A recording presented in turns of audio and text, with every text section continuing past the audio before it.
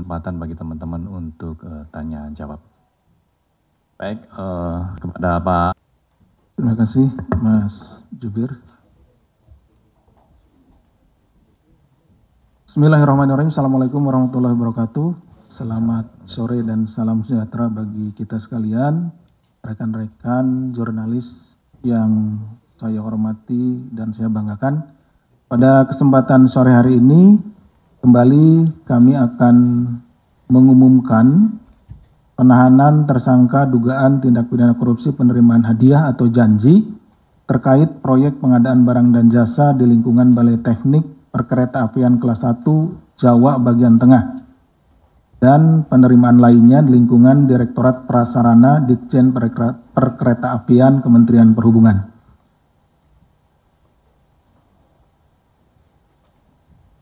Informasi terkait penyidikan dugaan tindak pidana korupsi penerimaan hadiah atau janji paket pekerjaan pengadaan barang dan jasa di lingkungan Balai Teknik Perkeretaapian kelas 1 Jawa bagian tengah. Jadi memang sebutannya Jawa bagian tengah gitu ya, bukan kami mengada-ada, biasanya Jawa Tengah seperti itu. Penyidikan ini merupakan pengembangan dari perkara pemberian suap oleh saudara DRS. Jadi dulu mungkin rekan-rekan masih ingat ada OTT ya di perkara ini. Dari saudara DRS kepada pejabat pembuat komitmen di lingkungan BTP Semarang, yaitu saudara BH selaku PPK sama dengan saudara PS selaku kepala BTP kelas 1 Semarang. Dalam perkara ini telah dilakukan pemeriksaan terhadap sejumlah saksi dan penyitaan barang bukti yang terkait. Kemudian setelah kami rasa kecukupan alat bukti penyidikan, maka ditetapkanlah saudara YO selaku pejabat pembuat komitmen pada BTP kelas 1 Jawa bagian tengah yang kemudian menjadi BTP Semarang tahun 2017 sampai dengan 2021 sebagai tersangka. Untuk kebutuhan penyidikan, tersangka YO dilakukan penahanan selama 20 hari terhitung sejak tanggal 13 Juni hari ini ya sampai dengan 2 Juli 2024 di Rutan Cabang KPK. Adapun konstruksi perkaranya bahwa tersangka YO adalah pejabat pembuat komitmen atau PPK pada Balai Teknik Perkeretaapian Wilayah Jawa bagian tengah atau BTP Jawa bagian tengah yang saat ini menjadi BTP kelas 1 Semarang sejak tahun 2017 sampai dengan 2021. Kemudian PPK peningkatan jalur kereta api Purwokerto Kroya tahun 2017, jadi jabatan sebelumnya. Kemudian PPK peningkatan jalur kereta api lintas Banjar Kroya tahun 2018. Kemudian juga yang bersangkutan pernah menjadi PPK kegiatan pembangunan jalur ganda Cirebon Kroya tahun 2019.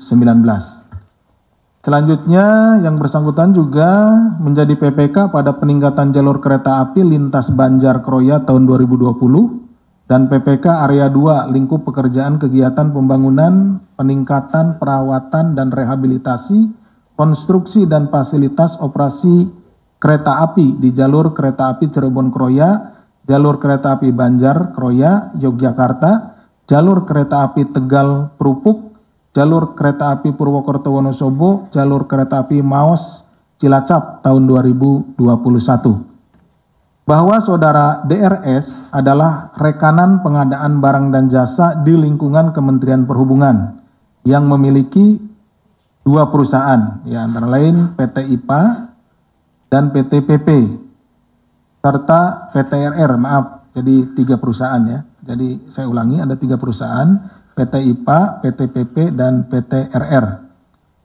Perusahaan-perusahaan tersebut digunakan untuk mengikuti lelang dan mengerjakan paket-paket pekerjaan pengadaan barang dan jasa di lingkungan Direktorat Prasarana Ditjen Perkeretaapian Kementerian Perhubungan, termasuk di Balai Teknik Perkeretaapian Wilayah Jawa bagian tengah atau BTP kelas 1 Semarang. Bahwa tersangka YO menjadi PPK untuk 18 paket pekerjaan barang dan jasa Kemudian dari PPK sebelumnya dan 14 paket pekerjaan pengadaan barang dan jasa di lingkungan BTP wilayah Jawa bagian tengah. Ya, jadi yang sebelumnya ada 18 pekerjaan, setelah menjadi PPK di BTP wilayah Jawa bagian tengah ada 14 pekerjaan. Jadi secara keseluruhan ada 32 pekerjaan. Seperti itu ya rekan-rekan. Kemudian paket-paket pekerjaan pengadaan barang dan jasa dikerjakan oleh saudara DRS. Jadi ketika yang bersangkutan menjadi PPK-nya, yang melaksanakan pekerjaannya adalah saudara DRS yang memiliki 3 perusahaan tadi. Ya. Dan di antara lain, pembangunan jembatan BH 1458 antara Notog sampai ke Basen, multi years ya 2016 sampai 2018, paket PK 1607 MYC tahun 2016 sampai dengan 2018 dengan nilai paket 128,5 miliar ya, menggunakan, jadi yang mengerjakan adalah PT IPA ya, salah satu PT yang dimiliki oleh saudara DRS. Yang kedua, pembangunan perlintasan tidak sebidang atau underpass di Jalan Jenderal Sudirman Purwokerto kilometer 350 sampai dengan 650 antara Purwokerto Notog tahun 2018 dengan nilai paket 49,9 miliar yang dilaksanakan oleh PT PP ya. Yang ketiga, penyambungan jalur kereta api atau switch over BH 1549 antara Kesugihan Maos, Koridor Banjar Kroya, Lintas Bogor, Yogyakarta tahun 2018 dengan nilai paket 12,4 miliar. Ini yang mengerjakan PT PP. Yang keempat, peningkatan jalur kereta api kilometer 356 plus 800 sampai dengan kilometer 367 plus 200 panjang 10.400 MSP antara Banjar sampai Kroya. Ini paket pekerjaannya multi years ya. Antara tahun 2019 sampai dengan 2021. Dengan nilai paket 37 miliar. Ini yang melaksanakan adalah PT PP. Selanjutnya saudara DRS mendapatkan bantuan dari PPK, dalam hal ini salah satunya saudara YO ya, untuk bisa mendapatkan paket pekerjaan pengadaan barang dan jasa tersebut di atas. Jadi ada kolaborasi antara saudara DRS yang memiliki 3 perusahaan dengan pejabat pembuat komitmen ya PPK. Bahwa secara umum terdapat pengaturan rekanan tertentu untuk menjadi pemenang lelang atau pelaksana paket pekerjaan yang biasanya dilakukan oleh PPK, yaitu antara lain. Jadi cara-caranya seperti ini. Bahwa sebelum pelaksanaan lelang, para calon pemenang lelang dikumpulkan oleh PPK, baik di kantor PPK maupun di lokasi tertentu, seperti di hotel dan lain-lain. Jadi selain dipanggil ke kantor, juga mereka melakukan meeting di tempat lain ya, di hotel antara pelaksana lelang, tadi pemilik-pemilik perusahaan gitu ya, kemudian dengan PPK ini sebetulnya tidak diperbolehkan. Kemudian pada saat dikumpulkan tersebut, PPK akan membagi paket-paket pekerjaan yang akan dimenangkan masing-masing rekanan. PPK juga meminta adanya rekanan pendamping dalam masing-masing lelang. Ya ini lelangnya menjadi tidak benar gitu. Seharusnya lelang kan mempertemukan atau antara masing-masing perusahaan gitu, sehingga nanti dipilih dengan yang mampu mengerjakan dengan kualitas terbaik, tetapi dengan harga yang terendah seperti ini. Tapi kalau ini kan sudah dibagi seperti itu.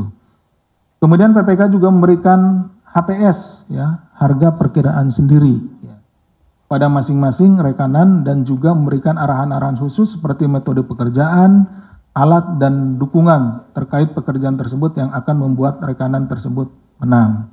Jadi sebetulnya kalau sudah ditunjuk pemenangnya ya nggak perlu lelang lagi gitu. Lelang dilakukan adalah untuk mencari pemenang yang terbaik gitu ya untuk melaksanakan kegiatan. Tapi ini sudah ditunjuk sebelumnya. Setelah memberikan arahan kepada masing-masing rekanan, PPK biasanya secara teknis akan memberikan arahan khusus kepada staf dari masing-masing rekanan. Kemudian PPK juga memberikan arahan kepada rekanan agar saling memberikan dukungan satu sama lain, misalnya dengan ikut sebagai perusahaan pendamping. Karena begini, lelang itu ya harus 2 atau 3 ya, 3 perusahaan gitu loh, berapa perusahaan ikut lelang.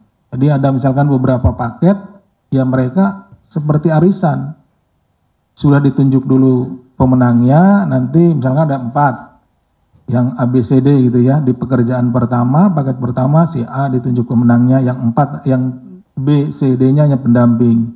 Di pekerjaan kedua begitu, nanti si B yang sudah ditunjuk, A, C, dan D-nya sebagai pendamping. Jadi seperti itu. Kemudian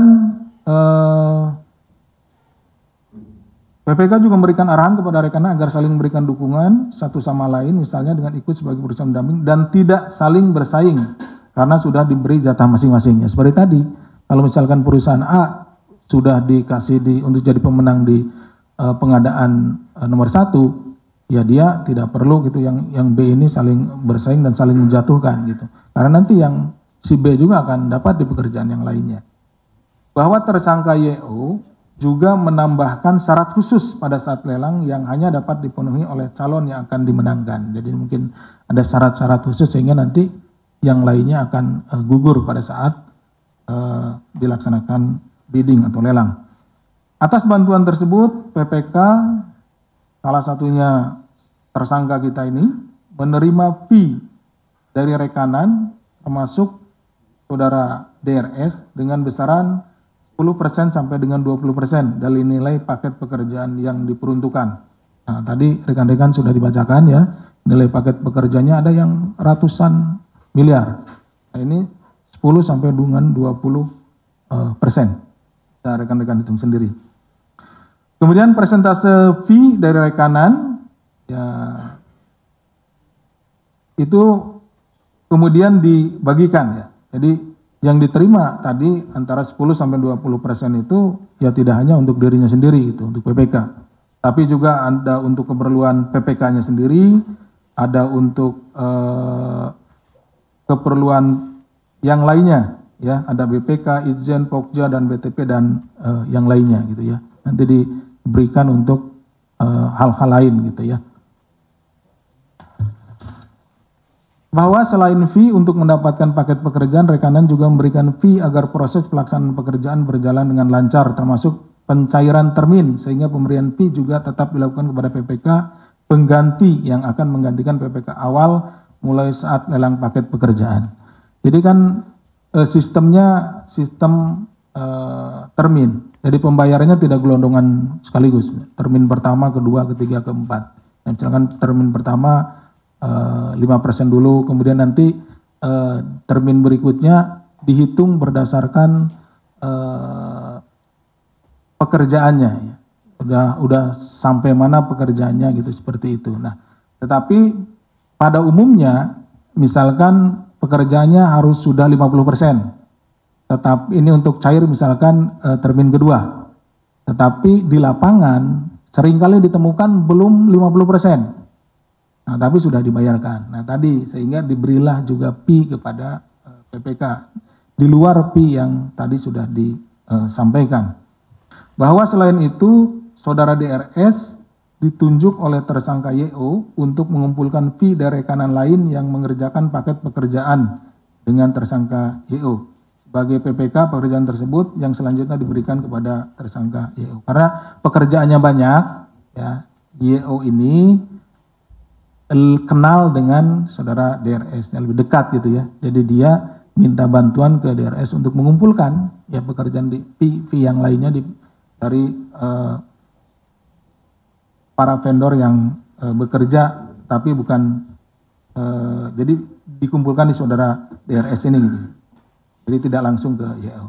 Kemudian fee yang dikumpulkan tersebut dicatat oleh saudara SYT dan saudara AS selaku bagian keuangan perusahaan saudara DRS.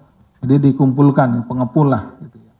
Kemudian bahwa penerimaan fee dalam bentuk uang atau barang dari saudara DRS dan rekan lainnya antara lain 2017 atas paket pekerjaan fee yang dikerjakannya 7% atau senilai 5,6 miliar. 2018 paket pekerjaan yang dikerjakannya sebesar 11% atau 5 miliar, paket 2019 atas paket pekerjaan yang dikerjakan sebesar 11% atau 3 miliar secara bertahap yang diberikan dalam bentuk logam mulia. Jadi ada juga yang tidak hanya uang gitu ya, ada yang dengan bentuk logam mulia. Kemudian 1 unit mobil Innova Reborn warna putih tahun 2016, mobil tersebut diserahkan tahun 2017 kepada tersangka YO di Purwokerto. Jadi ada yang dalam bentuknya uang cash, ada yang dalam bentuk logam mulia, ada juga yang dalam bentuk barang, dalam hal ini mobil ya. Dan satu lagi unit mobil Honda Jazz RS warna hitam tahun 2017 yang diserahkan sekitar tahun 2018 di Purwokerto. Dari Pi yang dikumpulkan oleh saudara DRS, kemudian dari rekan lain dalam bentuk deposito dengan menggunakan nama saudara DRS. Nah, ada juga yang dikumpulkan dalam bentuk deposito tahun 2018 dengan nilai 18 miliar, kemudian berkembang menjadi 20 miliar. Pajak untuk deposito tersebut ditanggung oleh saudara DRS tahun 2022 sebesar 6 miliar dan dicairkan dan diubah dalam bentuk obligasi di Bank Mandiri sebesar 2 miliar dan di Bank BCA 4 miliar, semuanya atas nama saudara DRS. Jadi saudara DRS ini tidak hanya mengumpulkan ya, jadi pengumpul, tapi juga dia diminta ya oleh tersangka ini juga untuk menyimpan sebagian dari pi tersebut yang dia tadi kan ada yang mobil diserahkan ke dia, uang diserahkan dia, tapi ada juga yang diminta untuk menyimpan dalam bentuk deposito atas namanya sendiri. Nah, maksudnya atas nama saudara DRS seperti itu. Kemudian dalam bentuk reksadana atas nama DRS juga, kemudian dalam bentuk aset berupa tanah, dalam bentuk kendaraan dan sejumlah logam mulia. Bahwa dari pi yang diterima tersebut sebagian telah berhasil disita oleh penyidik, antara lain 7 buah deposito senilai 10 miliar, 1 buah kartu ATM, kemudian uang tunai senilai 1 miliar, terkait penerimaan berupa logam mulia, kemudian reksadana atas nama DRS senilai 6 miliar dan 8 bidang tanah, serta sertifikatnya di Jakarta, Semarang, dan Purwokerto dengan nilai perkiraan sebesar 8 miliar. Atas perbuatannya tersangka YO disangkakan pasal 12 huruf A atau huruf B dan atau pasal 11 dan pasal 12 B besar Undang-Undang Nomor 31 Tahun 99 tentang Pemberantasan Tindak Pidana Korupsi sebagaimana telah diubah dengan Undang-Undang Nomor 20 Tahun 2001 tentang perubahan atas Undang-Undang Nomor 31 Tahun 99 tentang Pemberantasan Tindak Pidana Korupsi. Demikian yang bisa kami sampaikan. Terima kasih. Wassalamualaikum warahmatullahi wabarakatuh. Terima kasih Pak Asep untuk penyampaiannya. Kami persilakan teman-teman untuk menyampaikan tanya jawab. Sesi pertama terkait dengan perkara ini 1, 2, 3. Silakan. Sore Pak Asep kayak gitu. Yang diberikan nilainya ya 10%, 20% dan sangat banyak kan yang pas itu, atau barang-barangnya secara kualitas dikurangin kayak gitu. Terus dia ngambil dari sana, atau ya emang dia nggak ngambil untung banyak kayak gitu. Berarti harusnya KPK ngejar TPPU dong, tapi sejauh ini nggak kedengeran ada sidik TPPU kasus DJKA. Nyambung ke pertanyaan Mas Mario, karena di beberapa sidang itu ada disebutkan beberapa person di Dewan Perwakilan Rakyat yang disebutkan dalam persidangan. Bagaimana kelanjutannya? Ya tentunya kita lihat dari persidangan tersebut, nanti JPU ya Pak Jaksanya di KPK akan membuat laporan namanya perkembangan penuntutan. Dari perkembangan penuntutan tersebut apabila ditemukan peran-peran dari person-person tersebut yang masuk kategori pelaku tindak pidana korupsi, tentu nanti dilakukan expose. Dan expose itu kalau di forum expose itu sudah terpenuhi sudah ditemukan peristiwa pidananya, pidana korupsi tentunya, dan terpenuhi unsur-unsurnya, maka akan dinaikkan ke penyidikan seperti itu. Nah sampai saat ini ditunggu saja, karena ini kan misalkan sekarang nih tersangka yang ada di belakang saya. Itu kan rekan-rekan bertanya-tanya misalnya, kapan ini? Tapi ini kan prosesnya sebetulnya sudah berjalan cukup lama. Begitupun juga beberapa tadi yang ditanyakan oleh Mas Mario, kapan orang ini? Nah ini masih ada, ya, masih ada dalam proses penyidikan. Bagian ini karena tadi banyak, Mas Mario juga bilang ada yang di Sumatera gitu kan, di Medan, ada yang bahkan ada yang di Sulawesi gitu ya. Ada yang masih penyelidikan, ada yang juga sudah penyidikan, tapi belum diumumkan gitu ya.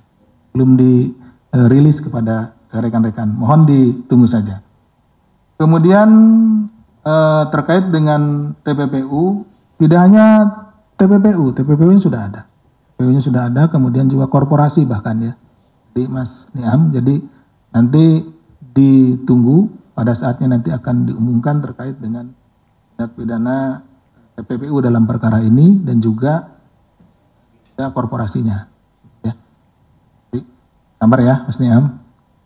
Kemudian yang selanjutnya ini terkait dengan periksaan, ini melaporkan ya dari HK, melaporkan ke Dewas, kemudian Komnas HAM, ke Reskrim. Apakah ini mengganggu? Sebetulnya kami dari penyidik itu menyambut baik apa yang dilakukan oleh Pak HK, karena ini juga bagi kami penyidik itu merupakan kontrol bagi kami gitu ya. Pekerjaan-pekerjaan kami ketika dilaporkan ke Dewas itu akan diuji di Dewas, dipanggil ke Dewas nanti diuji apakah proses penyidikannya dalam hal ini upaya paksanya, proses penyitaan, misalkan disitakan handphonenya kan, disita handphone dan lain-lainnya, prosesnya apakah benar atau tidak, itu akan nanti diuji. Itu kami juga mempersiapkan diri tentunya dalam melakukan upaya-upaya paksa itu tentu tidak sembarangan. Kita sudah siapkan mulai dari surat perintahnya, kemudian POB yang ada juga kami ikuti. Jadi dengan adanya misalkan pelaporan ke Dewas, ke Bareskrim, kemudian juga ke Komnas HAM, bagi kami itu adalah sebuah kesempatan bagi kami untuk menyampaikan baik kepada Dewas maupun kepada nanti Komnas HAM maupun kepada pihak lainnya untuk menguji proses-proses penyidikan yang kami lakukan. Gitu. Jadi tidak ada masalah seperti itu. Kemudian Mas Mario ini tadi menyampaikan terkait masalah lelang. Ya memang lebih dari 200 juta sebetulnya ada ketentuan bahwa itu harus dilakukan lelang. Apalagi ini miliaran, Mas Mario ya. Memang seharusnya itu dilakukan lelang. Tapi pada kenyataannya tadi sudah ditunjuk gitu ya, semacam beberapa perusahaan, beberapa orang yang memiliki beberapa perusahaan. Gitu. Udah seperti arisan. Jadi sebetulnya lelang yang dilakukan itu menjadi tidak lagi, bukan hanya tidak efektif lagi, tapi menjadi sia-sia gitu. Karena memang sudah ditunjuk pemenangnya. Tadi seperti Mas Mario sampaikan, ada yang di Jawa Tengah, ada yang di Jawa Barat proyeknya, ada yang di jalur lintas Sumatera, kemudian ada juga yang di Sulawesi. Sehingga nanti yang di Jawa Tengah pemenangnya misalkan si A, di Jawa Barat si B, nanti pindah misalkan ke yang jalur di Sumatera, bisa si C dan si D. Nah 4 orang ini di Jawa Tengah sama-sama ikut juga menjadi peserta lelang, tapi sudah tahu pemenangnya si A gitu. Nanti dibilangin, tadi seperti tadi disampaikan gitu, Anda nggak usah berebut, nggak usah saling gontok-gontokan, toh yang menang sudah ditentukan si A. Nanti kamu ada bagiannya si B. Kalau nanti di Jawa Barat, ya kamu si B dapatnya. Seperti itu gitu. Jadi itu mereka mengakali proses lelangnya. Kemudian terkait dengan keterangan dari para petinggi di Kemenhub termasuk Pak Menterinya, saya rasa juga sudah pernah dipanggil waktu itu, ya, sudah pernah memberikan keterangan kalau tidak salah. Ini kan terus berjalan, jadi nanti di perkara perkara-perkara selanjutnya keterangan siapapun yang ada kaitannya gitu ya, itu tentunya kita akan minta keterangannya. Nah, kemudian modus-modus yang dilakukan selama ini terkait dengan pemberian kepada beberapa pihak, baik itu inspektorat, BPK, dan yang lainnya. Tadi tanyakan ya, Mas Mario, kenapa belum ada? Ditunggu. Ya, nanti akan diumumkan juga seperti ini. Ini masih dalam proses ya, Mas Mario. Kalau disampaikan sekarang, nanti nggak ada konfes lagi dong. Itu ya, Mas Mario. Sebelum saya lupa, saya juga terima kasih kepada Mas Mario khususnya dan rekan-rekan karena banyak sekali ngasih informasi gitu ke saya gitu ya. Silakan rekan-rekan juga yang punya informasi menyampaikan kepada kami. Kemudian ini kan panjang.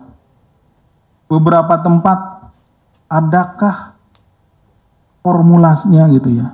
Formulanya supaya ini lebih cepat. Betul sekali Mas Mario, kami juga menginginkan demikian ya dan rekan-rekan. Tetapi yang jadi permasalahan itu di tempat yang lain orang, lain juga perusahaan yang mengerjakan. Walaupun memang sama-sama ya, modusnya hampir sama seperti itu. Tapi PPK-nya berbeda, kemudian perusahaan yang melaksanakan pekerjaannya juga berbeda. Itu seperti itu. Jadi kami harus misalkan berpindah dari Jawa Tengah ke Jawa Barat, itu perusahaannya yang melakukan atau melaksanakan pekerjaannya berbeda.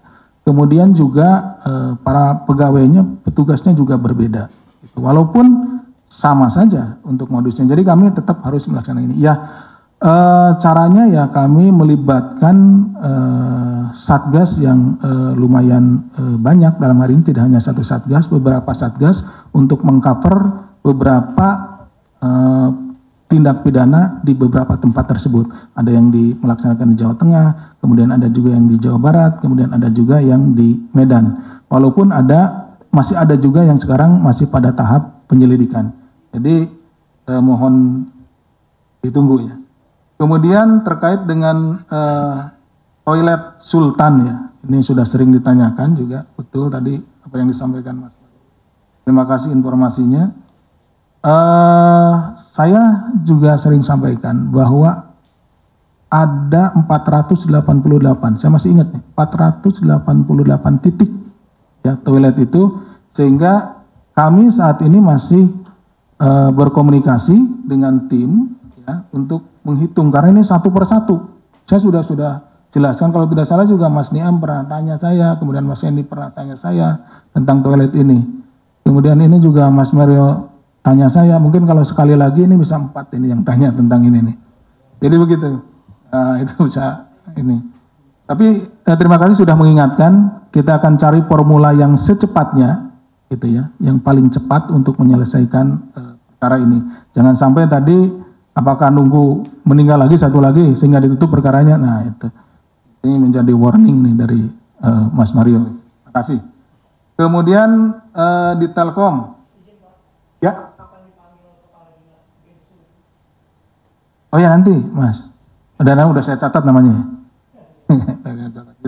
Kita nanti masuk ke penyidikannya, tentunya setiap orang yang terkait akan kita mintai keterangan, kita minta pertanggungjawaban, ya Mas Mario. Kemudian yang selanjutnya terkait dengan perkara Telkom, ada saudara AS, ada saudara SWT dan lain-lain. Tentunya siapapun yang terlibat di dalam perkara tindak pidana korupsi pasti akan kami minta pertanggungjawaban, kami minta keterangan ya.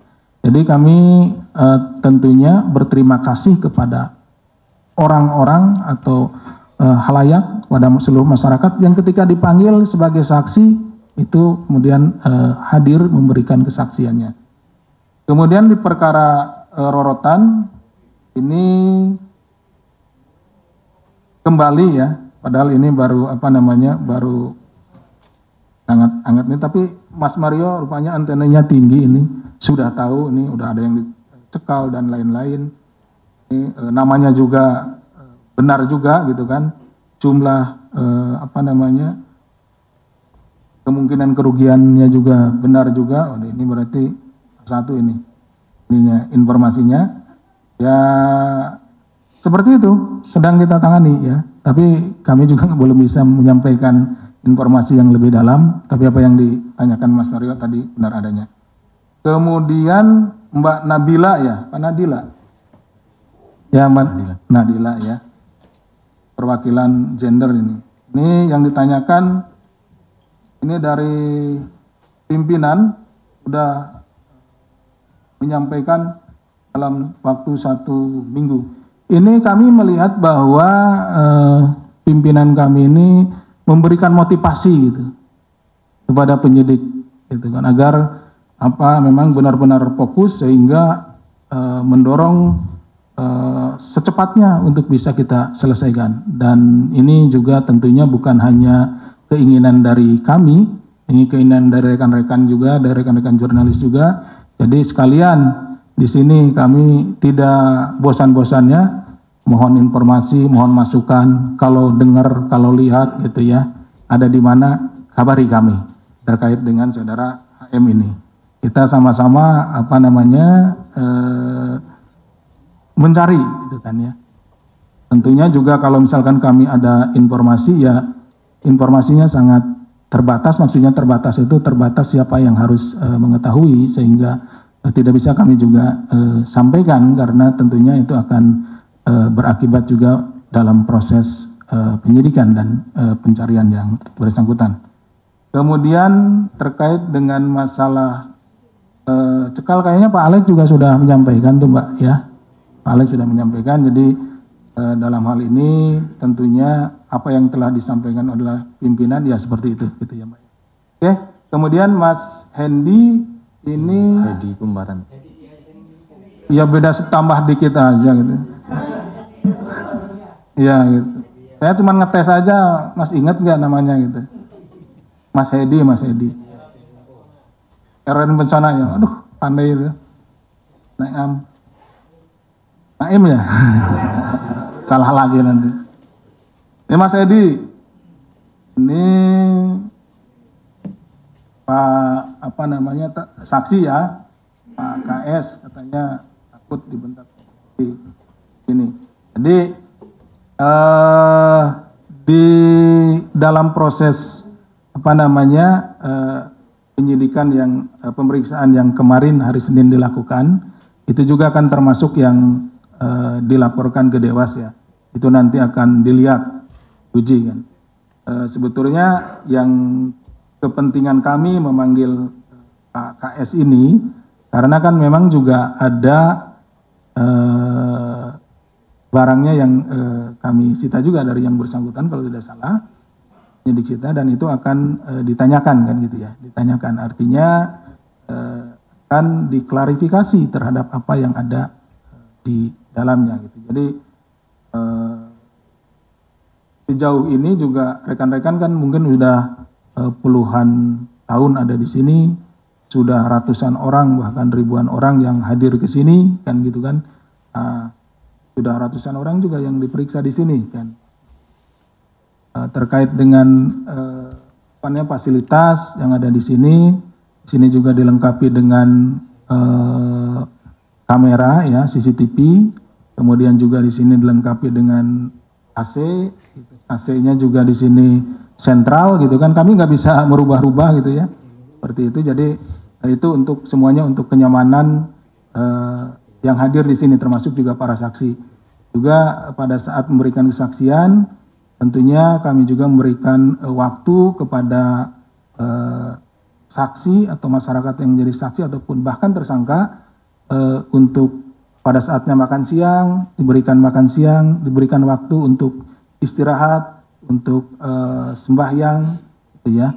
Nah, jadi tentunya kalau misalkan penyidik kami juga meninggalkan tempat ya diberikan kesempatan ketika makan siang, atau bisa juga kalau memang bareng-bareng di situ gitu ya, atau sedang sembahyang dan lain-lainnya seperti itu. Jadi rekan-rekan bisa melihat fasilitas yang ada di sini, tentunya juga semuanya untuk kenyamanan, dan pada intinya adalah tentu salah satu hal yang kami sangat junjung dalam proses penyidikan atau penegakan hukum di KPK ini adalah kita menjunjung hak asasi manusia.